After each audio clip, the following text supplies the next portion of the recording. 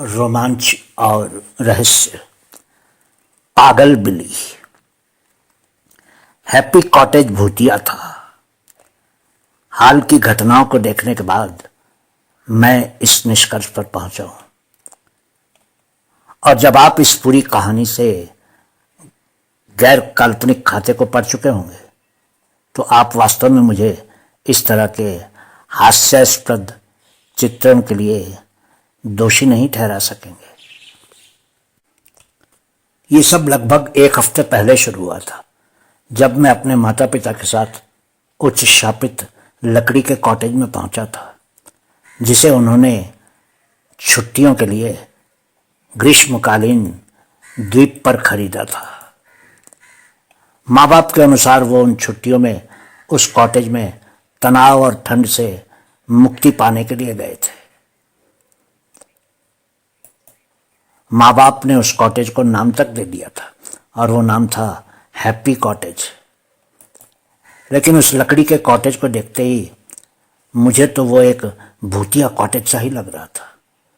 ऐसा लगता था जैसे उस कॉटेज में भूत प्रेतों का डेरा था। अंदर की धूल मेरी बात का जैसे समर्थन कर रही थी। माँ बाप उस कॉटेज को बहुत अच्छा कह रहे थे, पर मेरे विचार उनके विचारों से मेल नहीं खा रहे थे। हम अपने साथ बहुत सा सामान ले गए थे, क्योंकि हमने वहां पर पूरा 1 महीना बिताने की योजना बनाई थी।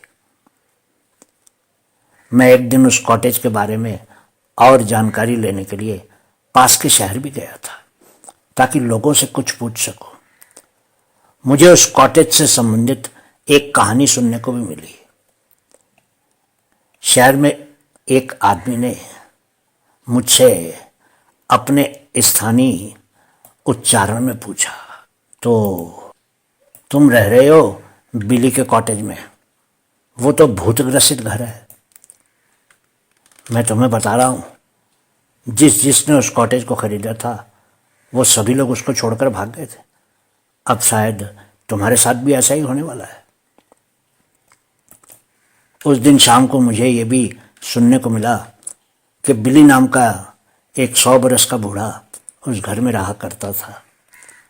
उसकी कई कहानियां प्रचलित थी उस शहर में। उस पागल बिली की कहानी कुछ इस प्रकार थी। कभी वो हमेशा मुस्कुराने वाला बिली बहुत पहले शांति से उस कॉटेज में रहता था।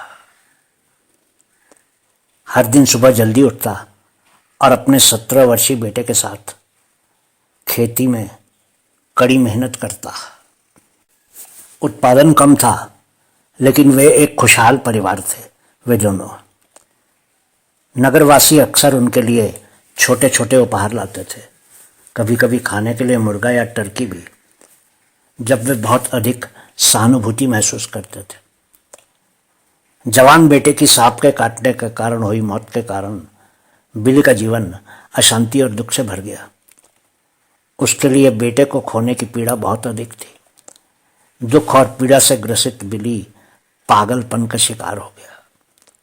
उसकी शक्ल एक पागल आदमी की तरह लगने लगी थी और उसने उसके कॉटेज के पास आने वाले किसी भी व्यक्ति को जान से मारने की धमकी देनी शुरू कर दी थी। जब उसके हाथों कुछ लोग मारे गए तो लोगों के बीच उसका खौफ बहुत बढ़ गया और लोग उसको पागल बिल्ली कहने लगे। फिर एक दिन वो बिना कोई सुराग छोड़े मर गया, लेकिन किसी को उसकी लाश नहीं मिली। उसकी मृत्यु के बाद एक विदेशी पति पत्नी उनके परिवार के ने बिली का कॉटेज खरीद लिया।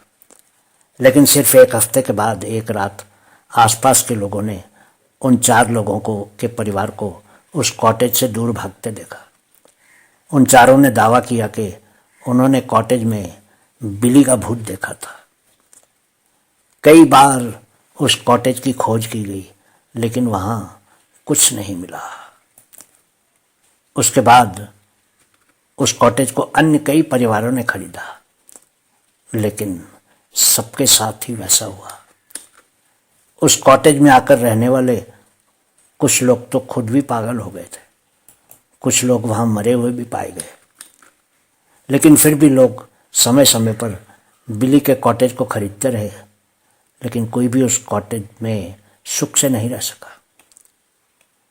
बिली के बारे और उस कॉटेज के बारे में शहर में इतनी कहानियां सुनकर भी मेरे जोश में कोई कमी नहीं आई थी और मैं उस कॉटेज में वापस चला गया। मैंने उन कहानियों पर विश्वास तो नहीं किया, लेकिन मुझे लग रहा था कि हमारा उस कॉटेज में रहना बहुत ही रोमांचकारी होने वाला था। एक दिन बीत गया और कोई घटना नहीं घटी। 2, 3, 4 दिन बीत गए, अब तक कुछ भी नहीं। मैंने उम्मीद छोड़ने का फैसला किया और अपने दुर्भाग्यपूर्ण भाग्य को स्वीकार कर लिया, जो मेरे आने वाले 4 सप्ताहों को उबाऊ बनाने वाला था। कोई भी रोमांचक घटना नहीं हुई थी। 5वीं रात को खिड़की पर पड़ रही बरसात की बूंदों ने मुझे सोने नहीं दिया। मैं अंधेरे में ही अपने मम्मी डैडी के बेडरूम की तरफ चल दिया, क्योंकि हैप्पी कॉटेज में बत्ती नहीं थी। मम्मी डैडी गहरी नींद सो रहे थे, इसलिए मैं वापस आ गया। लेकिन मेरे लिए समय बिताना बहुत मुश्किल हो गया था।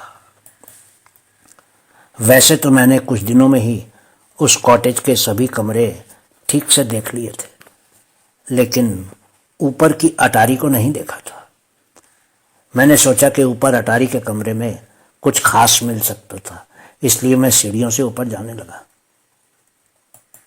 तभी मुझे एक आवाज सुनाई दी जो गूंज रही थी। मैंने घबराकर पीछे देखा, कुछ भी नहीं था। क्या सिर्फ मेरी कल्पना ही थी? मैं ऊपर चढ़ता रहा, लेकिन दिमाग में शंका उत्पन्न हो गई थी। वो आवाज तब भी आ रही थी, लेकिन आसपास कुछ भी नहीं था।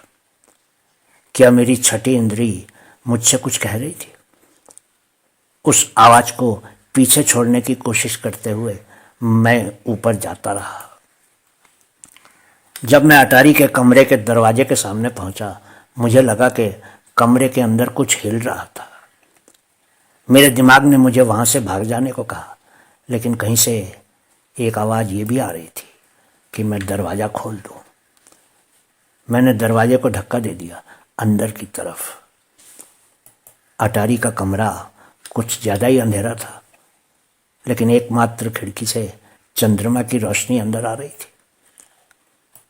कमरे में पड़ी एक झूलने वाली कुर्सी शायद हवा के कारण आगे पीछे झूल रही थी।